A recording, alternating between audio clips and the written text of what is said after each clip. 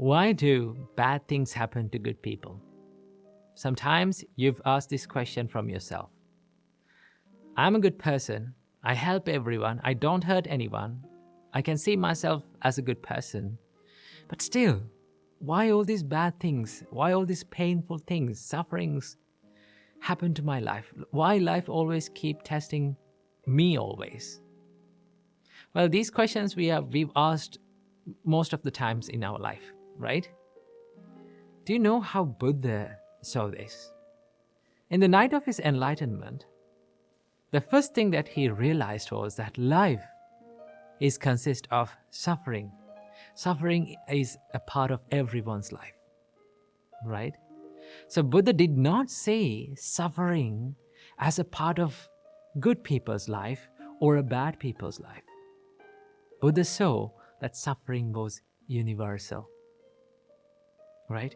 But when we face adversities in life, when we face these realities like painful situations in our life, we think that the only person who is going through this suffering, the only person that is going through this difficulty is only me.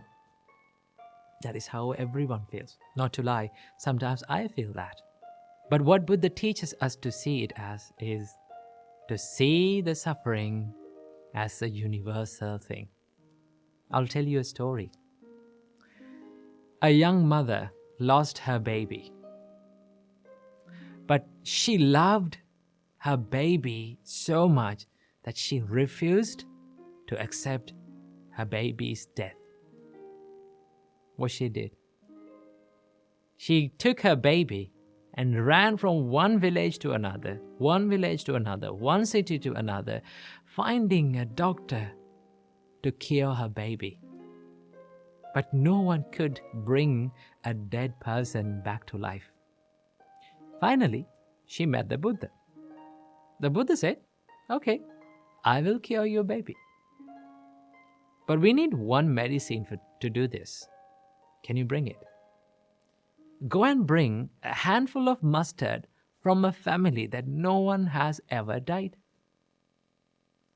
So the mother was so much happy. She thought that she could find this easily. So she ran to the village and went to the first house that she found and asked, "Do you have a handful of mustard that I can get?" Then when the householder was about to give the handful of mustard, she said, "Has anyone died in your family?" Then they said, "Oh, my uncle died last year." Then she said, "I don't want your mustard."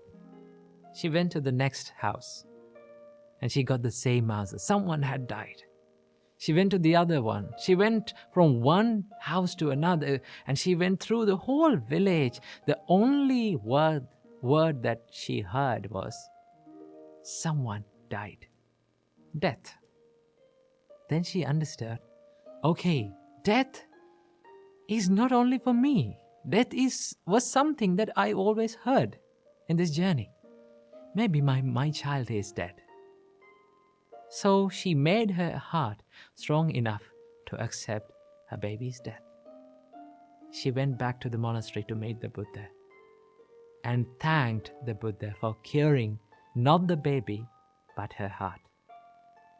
What Buddha teaches us to see about life is that to see the suffering as universal.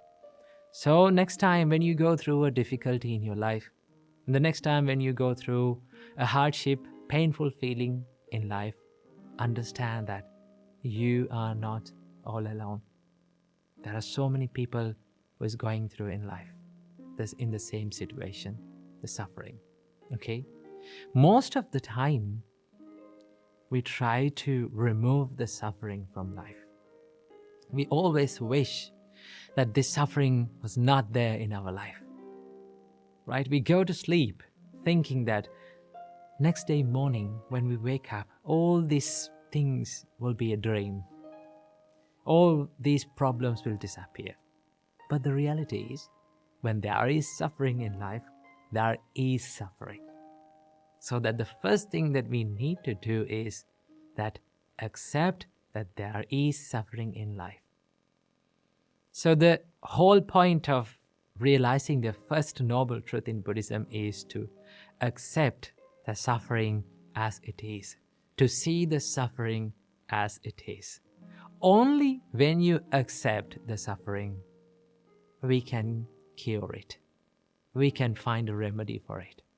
First of all, you need to accept that there is pain and suffering in all of our lives, right? And then we can choose what to do with it. Most of the time, we spend a lot of time worrying about changing what we can't change, right? But it all depends on how you choose to react to these experiences in life. Most of the time, these painful feelings, sufferings that comes to our life are blessings in disguise, right? If we did not get difficult situations, if we did not get hardships to our life, right, challenges in our life, how can we develop a strong mindset, right? There's a saying that if you need to learn how to swim, what do you have to do? You have to jump to the pool. Somehow, you have to experience how drowning feels like. Only then you can realize that what should I do to learn how to swim, right? In the same way, there is no use of trying to avoid or wishing and praying that suffering was not there in life, right? There's no point of wishing and praying that, please don't give me suffering. Always wish a mindset that you can face strongly to all these sufferings and painful situations in life. Whenever you get a strong mind to face any kind of challenge in your life, then you can be happy and in peace, because you're ready for anything in your life, right? So always wish a strong mindset that you can face any challenge, any difficult situation in life. So remember that not only bad things happen to good people, good things also happen to good people. And also, sometimes you may think, why all those good things happen to bad people, right? It is not always the case. Good things happen to bad people, and also bad thing happens to good people. That is the law of this world. So we all need to develop the mindset to see the suffering as a common truth to everyone, not a personal thing. So I wish you all, may all of you be able to develop a strong mindset to face any challenge in all of your life. Namo Buddhaya.